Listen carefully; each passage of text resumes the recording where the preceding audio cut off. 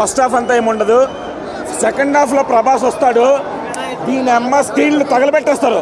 నేను 1 o'clock పోయినా మేము నిద్రమబ్బులు ఉన్నాం, కానీ ఇప్పుడు 4 o'clock రేపు మార్నింగ్ ప్రభాస్ స్క్రీన్ మీద కనిపిస్తే స్క్రీన్ తగలబెట్టేస్తారు.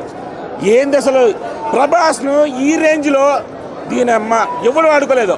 6 అడుగుల కటౌట్ నీ అమ్మ కట్టడ ఈ రేంజ్ రాబడుతుంది.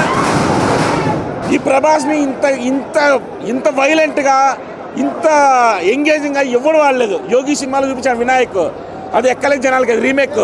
దీనమ్మ ప్రశాంత్ నీల్ గాడు వాడు షర్టు ఎత్తితే దీనమ్మ నర్రలు దిగిపోతున్నాయి మాకు.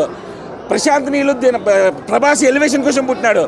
ఈ ప్రభాస్తో ఈ రేంజ్ సినిమా తీసినాడంటే ప్రశాంత్ నీళ్ళు జస్ట్ ఇమాజిన్ ఒక ఎన్టీఆర్తో ఏ రేంజ్ సినిమా తీస్తాడు. ఇమాజిన్ ప్రభాస్తో ఈ రేంజ్ సినిమా తీసినాడంటే దీనమ్మ నర్రలు దిగిపోతాయి భయ్య.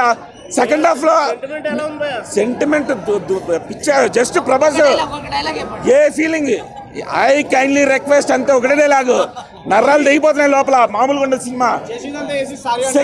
సెకండ్ హాఫ్ అసలు ఏం లేపినాడు భయ్య. ప్రభాస్ ఏం మాట్లాడు, డైలాగులు ఉండవు, ఏముండవు, జస్ట్ అట్లా ఎక్స్ప్రెషన్స్ అంతే. కలెక్షన్ దేవుడు చూసుకుంటాడు అంతే. ఈ దేవుడు ఆపలేడు దీన్ని. ఈ పీవీఆర్ ఐనాక్స్ అని బంద్ చేసిన కోట్లు కొల్లగొడుతున్నాడు. పొరపాటు వాళ్ళు రిలీజ్ అయితే తట్టుకోలేరు. సినిమా మాత్రం Prabhas second half, first half మీకు ఎక్కదు. సెకండ్ హాఫ్ మాత్రం ప్రభాస్ రేంజ్, ఏ రేంజ్ అనేది చూస్తారు మీరు. అసలు దీన్ని ఎవరు తట్టుకోలేరు భయ్య. సెకండ్ హాఫ్ దీని అమ్మ అసలు అరాచకం. శృతి హాసన్ ఫస్ట్ హాఫే అంత ఒక మదర్ సెంటిమెంట్, ఒక ట్రైబల్ ఫైట్ ఉంటుంది. సెకండ్ హాఫ్లో ప్రభాస్ ఎంట్రన్స్లో ఒక ట్రైబల్ ఫైట్.